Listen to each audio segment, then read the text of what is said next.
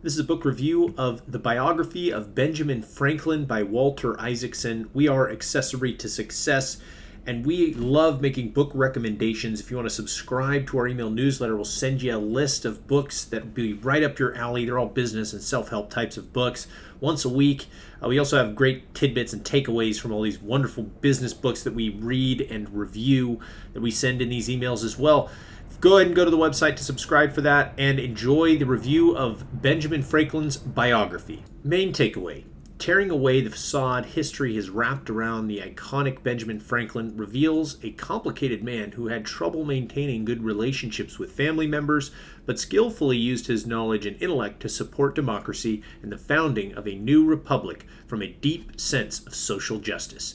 He valued differing opinions, the written word, the efforts of working people in scientific discovery, and it all came together in his role as a founding father.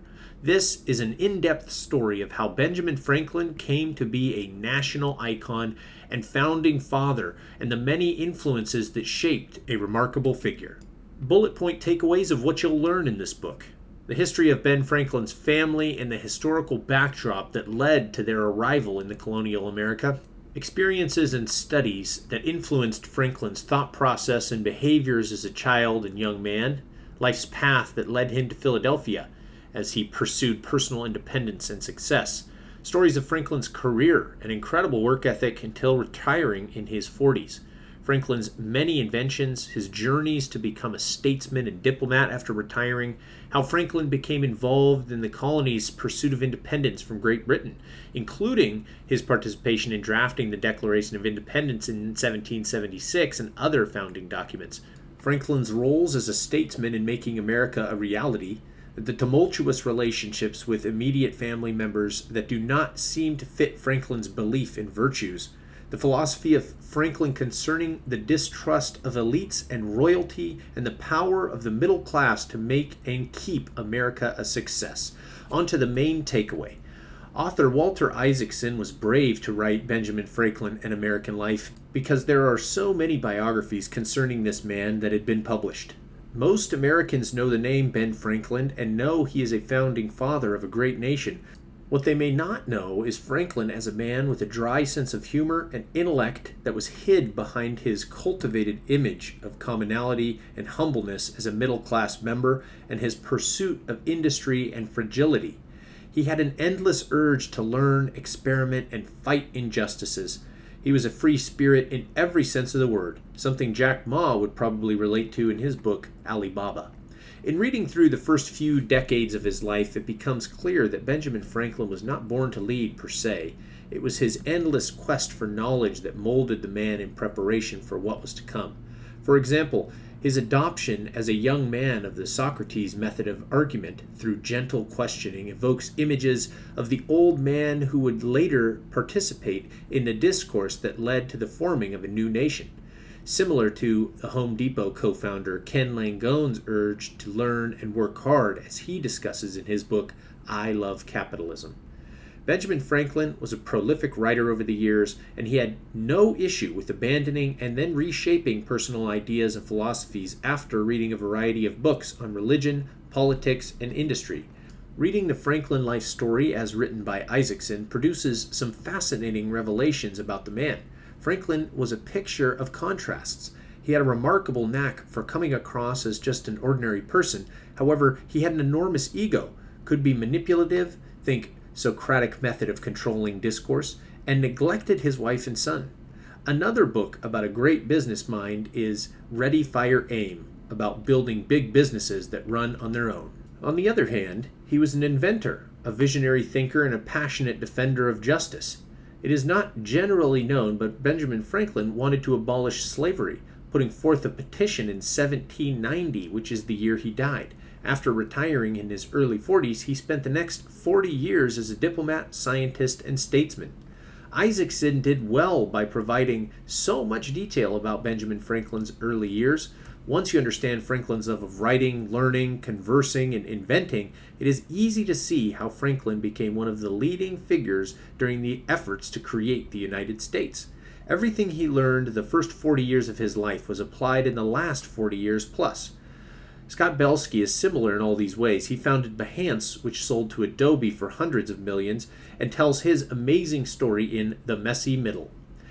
He was the only person who contributed to all the founding documents of the new country, from the Treaty of Alliance with France to the Constitution of the United States. He became the archetype for the American, free-spirited, unwilling to be dominated, rejecting of royalty, and trusting of the middle class.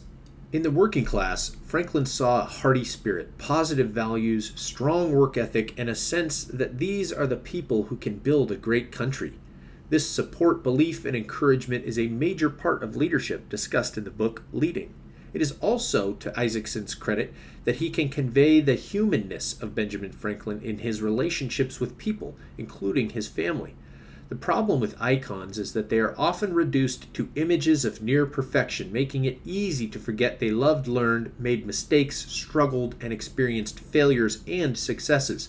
Though the author's explanations delve every now and then into justifications of the times Franklin acted poorly, he quickly recovers and gets back on track with the facts. Many myths are dispelled in this book, historical myths and myths about Franklin. The book also turns an American icon into a human being with faults, brilliance, humor, emotions, and a remarkable self-awareness that gives readers clear insights into his motivations and decisions. There's a lot of detail in this book, and the details are supported with a plethora of extensive footnotes, supporting sources, and full chronology.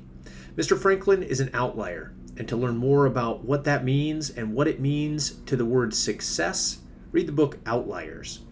Above all, this is a story that has clear relevance in today's setting. Benjamin Franklin knew it would be difficult to maintain a republic.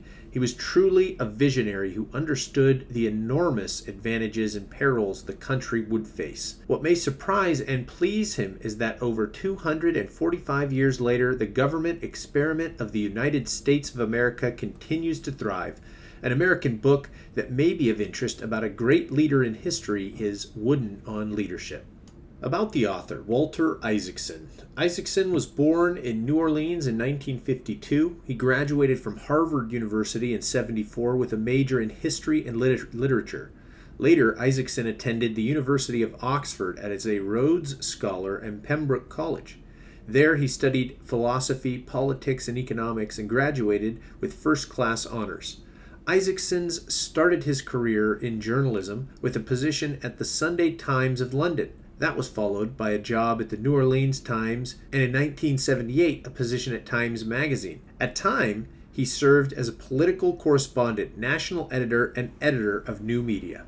His first publication was as co-author of The Wise Men, 6 Friends and the World They Made in 1986, followed by a steady series of books, publications that continued to this day. In 1996, Isaacson became Time Magazine's 14th editor. In 2001, he became the chairman and CEO of CNN. In 2003, Isaacson resigned at CNN to become president and CEO of the Aspen Institute. Resigning from there in 2017, became a professor of history at Tulane University and an advising partner at Perella Weinberg Partners, a New York City financial services firm. He has been appointed to several government advisory groups, sharing historical, leadership, and financial expertise. In 2005, Louisiana Governor Kathleen Blanco appointed him as vice chairman of the Louisiana Recovery Authority that was overseeing Hurricane Katrina recovery. In 2007, President George W. Bush appointed him as chairman of the U.S.-Palestinian Partnership. In 2008, Isaacson served as co-chair of the U.S.-Vietnamese Dialogue on Agent Orange. President Barack Obama appointed him in 2009 to the position of chairman of the Broadcasting Board of Governors, which he filled until 2012. Staying fully involved, Isaacson continued holding numerous positions in 2012 on board of directors, including at Tulane University and the Carnegie Institute of Science, and in 2004 he was appointed as the co-chair of the New Orleans Tricentennial Commission by New Orleans Mayor Mitch Landrieu. He joined the board of My Brother's Keeper Alliance in 2015 and the New Orleans City Planning Commission in 2016. Isaacson has earned many awards over the years, and in 2012, Time Magazine selected him for inclusion on the Time 100 Influential People list. He was awarded the 2013 Benjamin Franklin Medal, selected for the Jefferson Lecture in 2014 by the National Endowment for the Humanities, and received the Nichols Chancellor Medal at Vanderbilt University in 2015. Some of his books have made it to the New York Times bestseller list. Isaacson is also a member of the American Academy of Arts and Sciences, the Royal Society of the Arts, and the American Philosophical Society, and serves on boards of several government agencies and private businesses. Walter Isaacson has written numerous biographies of influential people. In addition to Benjamin Franklin and American Life, they include Kissinger, a biography, Einstein, His Life and the Universe, American Sketches, Great Leaders, Creative Thinkers, and Heroes of a Hurricane, Steve Jobs, The Exclusive Biography, Leonardo da Vinci, and many others.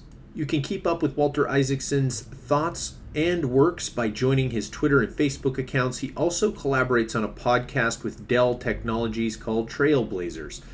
Obviously, Walter Isaacson is an extremely credible author. We thank you for listening to this book review of his biography of Benjamin Franklin, an amazingly well-written book. There's a lot of other book recommendations in this review. You can find links to all of those in the blog post. You can also subscribe to our newsletter there, and don't forget to do that. We have spectacular book recommendations and takeaways from all these books included in there, and it's once a week.